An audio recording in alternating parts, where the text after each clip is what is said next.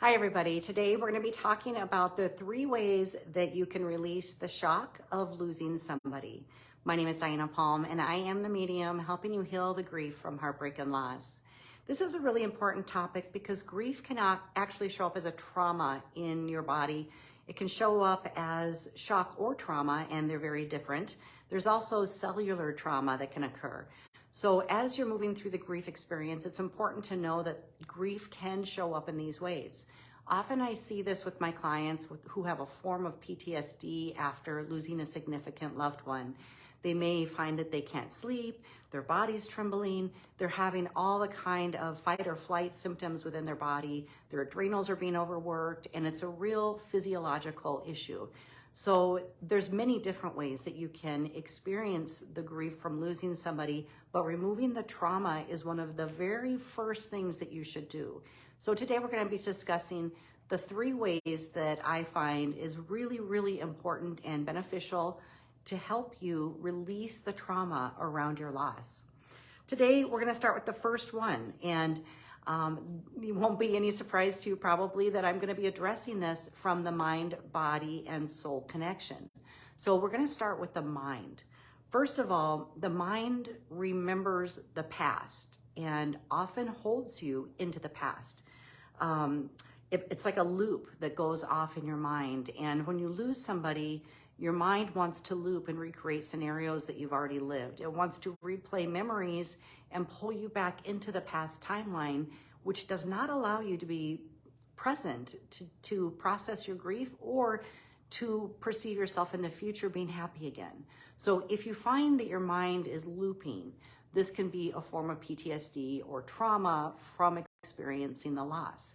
This has to do with your mind. Also, the mind can create a lot of judgments around the loss, trying to make reasoning around the loss, the death of your loved one. And so judgment may come in. You may find yourself blaming other people. You may feel abandoned, so you might blame your loved one who left, or you may blame the medical people, the professionals, that maybe you don't think that they made the right choices, or they didn't do the right surgery, or give the right medicine, or they couldn't save your loved one. It's very normal, even though that's not fair. The medical professionals really do their best. They're highly trained, and sometimes things happen where your loved one does not make it. And so sometimes the blame process is a natural outcropping of your own grief. And this is where, again, you're holding the trauma part in your mind. So that's where you're going to have the doubts, you're going to have the blame, you're going to have self-judgment, you're going to be feeling judgment towards your loved one that passed as well. And this could also relate to family members. Maybe so-and-so wasn't there enough. Maybe they didn't check in enough. Maybe you took on more than they did. All of those things are part of your trauma response to your grief. So it's important to know that that's where it's coming from. Because holding on to that energy, those are like nails in your own coffin. They really prevent you from experiencing the healing that you seek. So it's time to shift that energy. Understand that your loved one departed through the death door that they selected. This includes who's with them at the timing that they passed. This includes how they pass, when they pass, and all circumstances regarding their death. So they selected it, regardless if their personality fought to live, regardless if they were consciously aware of it. On a soul level, they did select this time. They did select this way to go. So knowing that can help you release a lot of the trauma that you're holding around the loss of them. Now, the second way is dealing with it on a physical level. So your physical body holds onto the energy of shock and loss from trauma. And this is where you get the shakes. So the mind is more about thinking, overthinking, and looping, things that keep you up at night. But your physical body has a different way that it interprets this kind of shock and trauma from loss. And this is holding the energy of grief inside your body. This will make you feel tired. This will make you feel sluggish.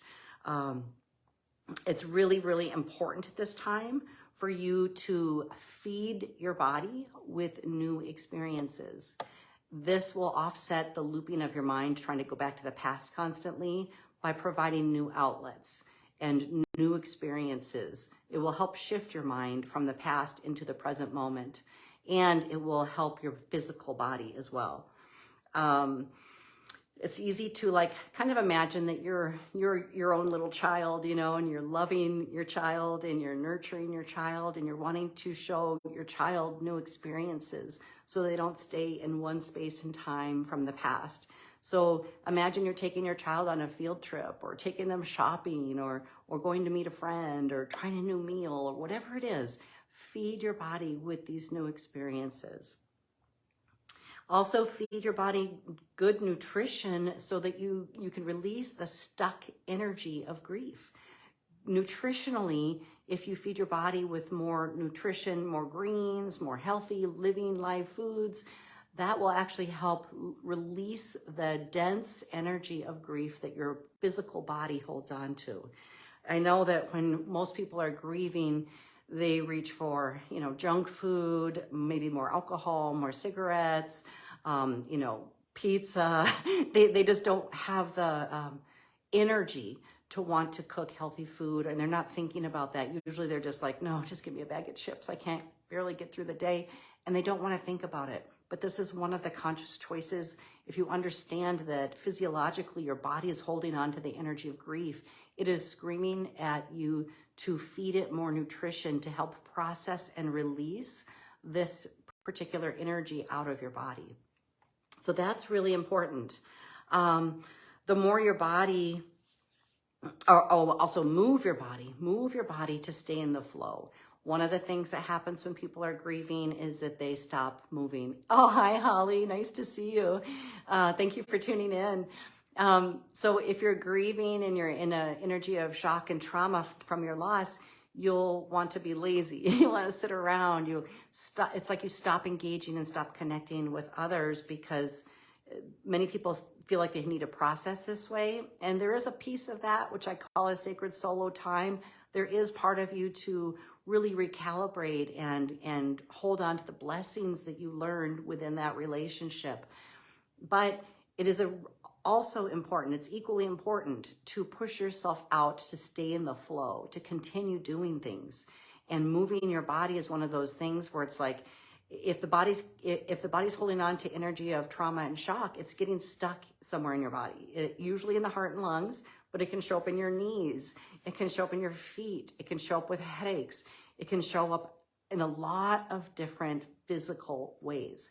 So the most important thing is to include movement, staying in the flow. This will physically help your body to release energy of grief that your body holds on to. So it's important to dislodge that energy and release it. Now, the third way is that your soul doesn't really feel the loss of your loved one. So it's important to know that your soul is so wise and so infinite. You may feel soul sick over the loss of your loved one, but as soon as you come into alignment with what your soul already knows, that will shift too. Your soul knows you came here to have an experience and that our time was limited with what we could share together. And your soul knows that you're going to see your loved one on the other side. Your soul knows that your loved one is still with you right now as you're continuing to live your life. Your soul knows all these things. And I find that people that get soul sick, it's just because they don't have that belief or that confirmation from the afterlife to know that these things are true. So if that's the case, it's really important to kind of expand your ideas, your belief system, your consciousness around the life and death process so that you do know what your soul already knows. Your loved one never, ever, ever leaves you. So that being said, the way to get your mind and body in alignment is to get them in alignment with what your soul already knows. Your mind is going to be fighting you, your body's going to be holding on, but your soul already knows this. So once you get your mind and your body in alignment with your soul, you will actually be able to relieve your grief and release the trauma and shock that you're holding on to from the loss you've experienced. So you want to start making new memories with new people at new locations. That's a really great energy to help you move forward. And it's like the past is precious. It really is. And it's brought you to this point now. So that has already created you into who you are now. But every step you take forward is the continuing of your own journey and the blossoming and embracing of who you're becoming. Everything that you have lived through has already put and deposited really amazing, special qualities into you. And it's up to you to take these forward with you and not to stay stuck in the past. So these things will really help you shift the energy of grief that you're experiencing.